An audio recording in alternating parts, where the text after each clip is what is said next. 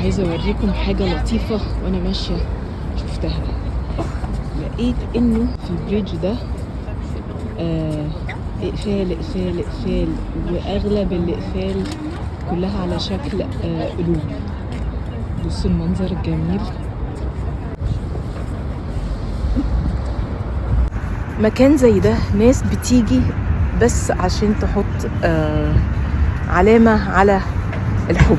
لما اتنين يبقوا بيحبوا بعض فييجوا يحطوا القفل علامة على ان حبهم ده ممسوك ومقفول عليه، متأمن يعني في امان. المعنى لطيف جدا، عجبني قوي. بس يا ترى كام واحد من الناس اللي علقوا اقفالهم كانت القصة وراهم؟ القصة دي كملت؟ القصة دي مستمرة حتى الآن؟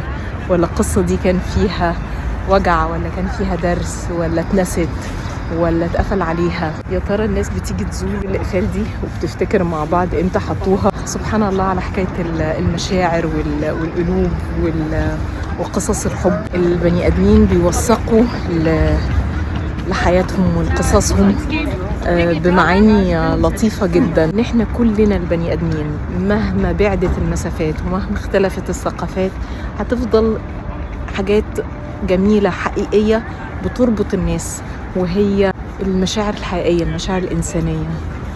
فقصص الحب واحدة، وما وراء قصص الحب ممكن يكون واحد.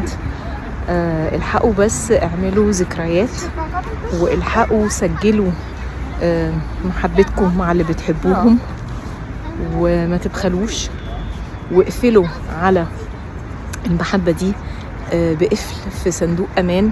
يا رب ربنا يديم على كل واحد لسه بيحب وعنده قصة حب إنه ياخد باله منها ويرعاها ويحافظ عليها. حافظوا على ذكرياتكم، سواء القصص اللي عدت ومرت أو القصص الباقية، هي برضو ستيل جزء مننا.